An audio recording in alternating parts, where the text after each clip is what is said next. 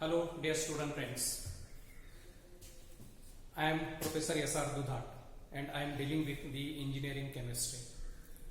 As I told you that in this semester we are going to study the 6 units in theory. The units are like this. The first one is water technology, second one is the fuels and combustion, third one is the advanced materials and the techniques, fourth unit is the corrosion, fifth one is the batteries and the fuel cells, and the last one is the lubricants. As far as the practicals are concerned, here we are going to perform the 8 practicals. Actually, I don't know whether you have gone through the syllabus or not, but if you have gone through the syllabus, then you will find that here 12 practicals are given. In totality, the 12 practicals are given in your syllabus. Here, though the 12 practicals are given in your syllabus, we are going to perform only the 8 practicals. So today here, we are going to perform our first practical. And here the title of the experiment is to determine the total hardness of the water sample by using the EDTA method. Friends, here you know that water is a precious commodity. Water is used for different purposes. It is used for the industrial, agriculture as well as the domestic purposes. Prior using the water sample, whether it may be the pond water, whether it may be the lake water, whether it may be the surface water, or whether it may be the spring water here. So whatever it may be the kind of water, but we must know its hardness first here. So what do you mean by hardness? Actually, hardness is nothing but it is the soap consuming capacity of the water sample. Actually, the hardness of the given sample of water can be determined by using the 2 different methods. The first one is the soap method and the second one is the EDTA method. As far as the soap method is concerned, it is used only for the identification of the given water sample. I mean whether the given water sample is hard or soft. You know the exact difference between the hard water and the soft water. So what do you mean by soft water? Soft water is nothing but the water which gives the good lather in the soap solution. Instead of forming a white curd or the scum, is known as the soft water. Whereas the water which gives the white curd or scum instead of forming the lather or the foam is known as the hard water.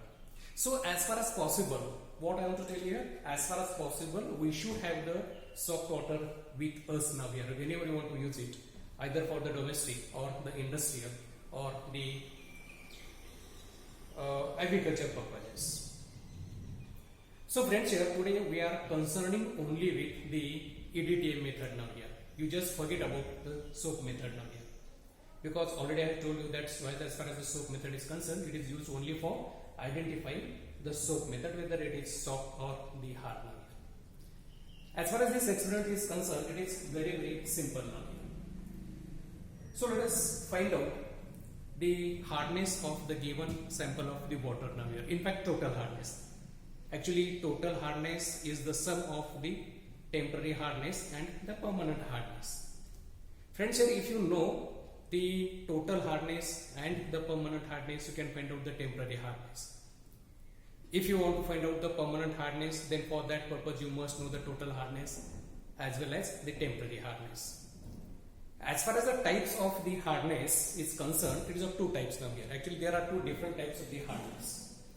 The first one is the temporary hardness, which is also known as the carbonate hardness, and which is also known as the alkaline hardness.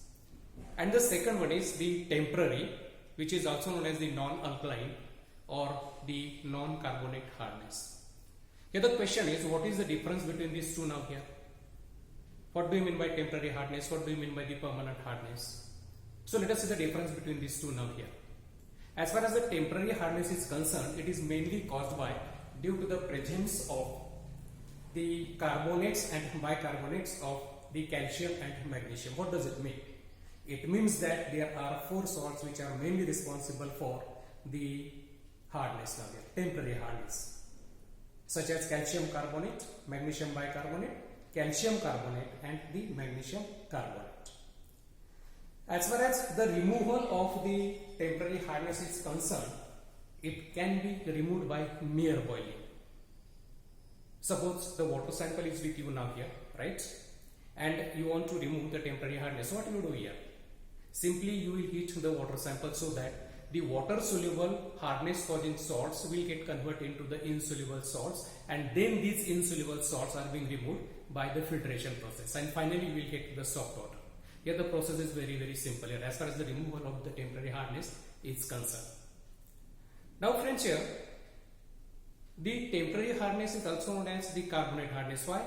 Because this type of hardness is mainly due to the presence of the carbonates and bicarbonates of calcium and magnesium, right? This type of hardness is also known as the alkaline hardness. Why it is known as the alkaline hardness? Friends, here you might be knowing that there are three ions, there are three anions which are mainly responsible for the temporary hardness, which are as well, they are mainly responsible for the alkalinity of the water sample. I mean, in short, if these three ions, if these three anions are present in the given sample of water, then water becomes too alkaline. So as carbonates and the bicarbonates are present in the given sample of water, so definitely that particular water sample will become alkaline, right? And that's why it is also known as the alkaline hardness. Okay friends, let us see the next one, second type of the hardness, which is known as the permanent hardness. As I told you that as far as the permanent hardness is concerned, it is also known as the non-carbonate hardness or the non-alkaline hardness. And this permanent hardness is mainly caused by due to the presence of the chlorides, sulfates and nitrates of the calcium and magnesium. What does it mean here? It means that there are 6 salts which are mainly responsible for the permanent hardness. So what are those salts? Calcium chloride, magnesium chloride, calcium sulfate, magnesium sulfate, calcium nitrate and the magnesium nitrate. So these are the 6 salts which are mainly responsible for the permanent hardness. As far as the removal of permanent hardness is concerned, it cannot be removed by mere boiling. Then the question is here, how will you remove the permanent hardness? So friends, here the permanent hardness can be removed by using some specific methods here, such as here number 1 is the lime soda method, number 2 is the soda ash method, number 3 is the deionization, which is also known as the demineralization or the ion exchange method, and number 4 is the base exchange or zeolite or the permutate process. So these are the methods which are used for the removal of the permanent hardness. Okay friends, here let us come to the point here. As I told you that today we are going to find out the total hardness of the given sample of water by using the EDTA method. As far as EDTA method is concerned, it is very accurate method here. Actually, it is a kind of complexometric titration. You might be knowing that there are different type of the titrations now here. For example, such as acid-base titrations, redox titration, argentometric titration, conductometric titration, iodometric titration, iodometric titration, precipitation titration, etc. So different type of titrations are there. So as far as the determination of total hardness by EDTA method is concerned, it is a complexometric titration. Why it is known as complexometric titration? Because during the titration, the different type of complexes are formed. And the stage at which the complexes are formed, at that particular stage only you can stop your titration and you can find out the total hardness of the given sample of water. In short, here the formation of the complexes are must. Until and unless the complexes are not formed, it is very difficult to find out the total hardness of the given sample of water. Now friends, in the in this titration, the EDTA is used as a chelating agent. What is the full form of EDTA? EDTA is nothing but it is a ethylene diamine tetraacetic acid. Ethylene diamine tetraacetic acid, sometimes it is also known as the complexing agent or the chelating agent because it forms the good complexes with the cations which are present in the given water sample solution. Usually, you please keep it in mind, the cations like Ca2 plus and Mg2 plus ions are mainly responsible for the hardness of the water sample.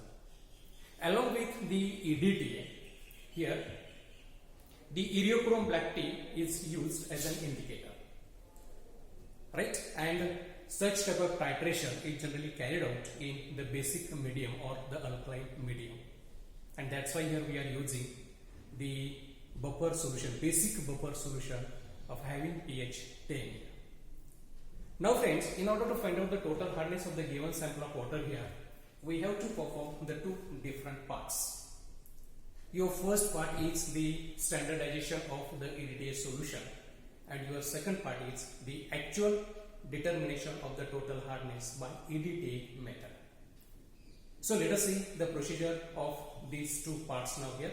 Okay, so we'll see the procedure of part first and then we'll see the procedure of the part second here. So in first part, what you have to do now here, first of all you fill in the burette with the 0.01 molar EDTA solution.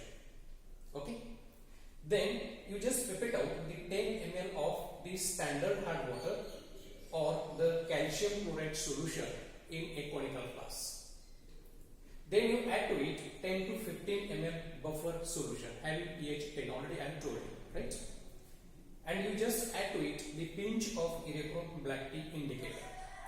So here, as soon as the EBT indicator is added into the standard hard water or CaCl2 solution, the solution becomes wine red color.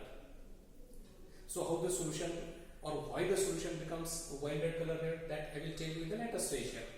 But at this moment, you just keep it in mind that whenever the pinch of Eriochrome black tea indicator is added into the standard hard water or CaCl2 solution, the solution becomes wine red color.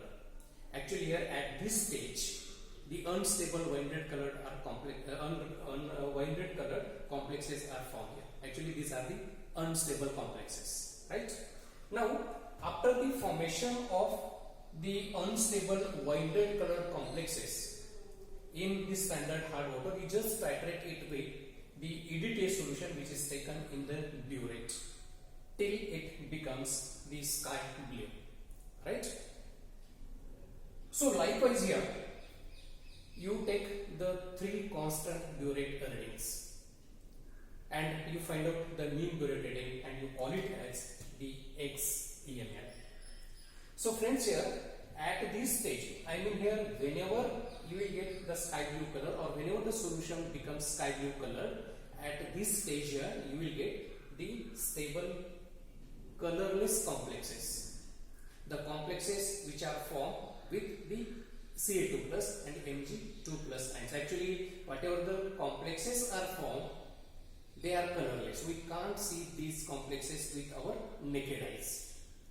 But here we are saying that even though, what I am telling you here, when the solution becomes sky blue color, the stable complexes, colorless complexes are formed here. But at this stage, we can't see the complexes now with our naked eyes. We can't see, right?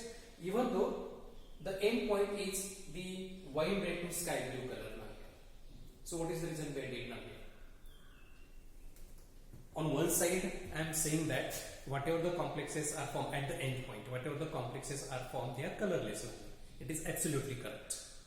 Okay, means we can't hesitate. We should not hesitate to say that okay, that the colorless complexes are not formed at the end point here. Colorless complexes are formed here.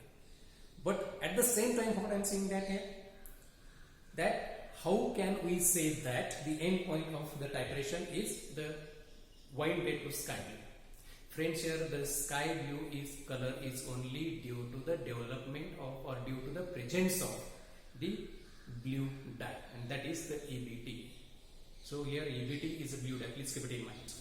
EBT is a blue dye, and here this sky blue color is developed only due to the presence of the EBT now. Okay, so friends, here in this way we have to take the three constant readings. You just find out the mean Biuret reading and call it as the XN.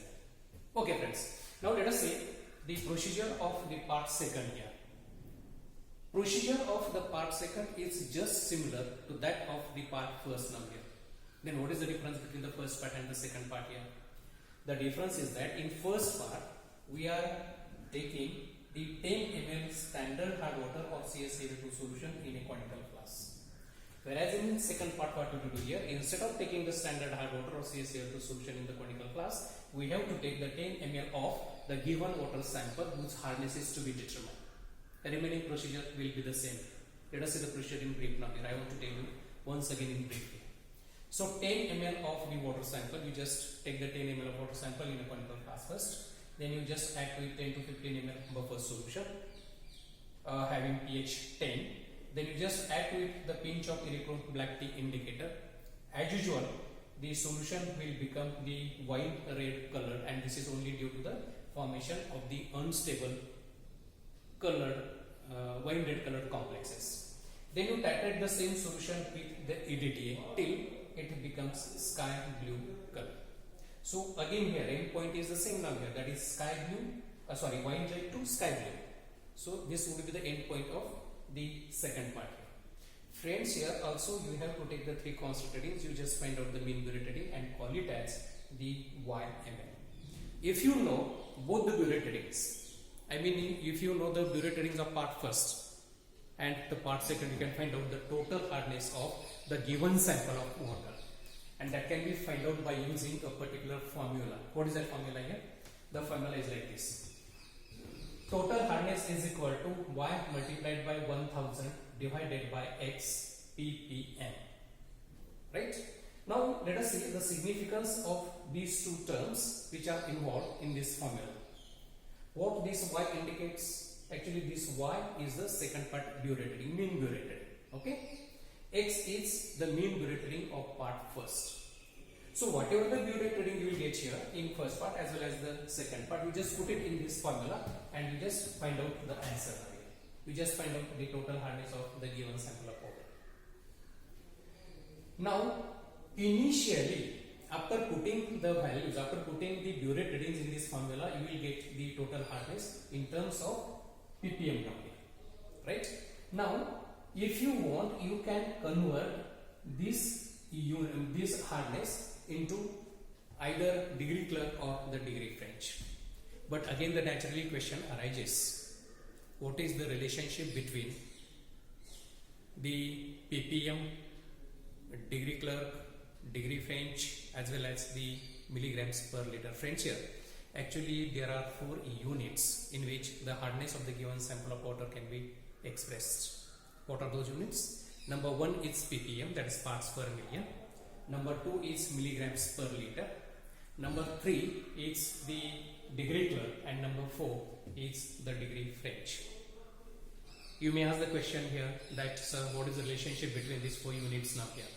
So relationship between these 4 units is given on the blackboard here, and it is like this. Here you can see that 1 ppm is equal to 1 milligram per liter, which is equal to 0.07 degree Clerk, which is equal to 0.1 degree French. Right? Friends, here suppose you get the hardness, what I told you here, initially you will get the hardness in terms of ppm here, right? Okay. If you want to convert this hardness in terms of degree Clerk now here, so what will you do here? Yes, what will you do now here? Yeah, exactly. So here, in order to convert it into, in order to convert the hardness into the degree Clerk, we have to multiply it by 0.07. Right? If you want to convert the hardness of the given sample of water in terms of the degree French, then you have to multiply it by 0.1. So whatever the answer you will get it in terms of the degree French now here. Okay? Friends, actually this formula I have written the final formula on the blackboard now here. I haven't written the complete calculation on the blackboard. It is not possible for us to write all the calculations on the blackboard now here. So that's why I have written this formula, final formula on the blackboard. Okay, so by using this formula you can find out the total hardness of the given sample of water. Now friends, here if you have any question, if you have any doubt in your mind, you are you just feel free to contact to me now here. You can ask the question anytime to me.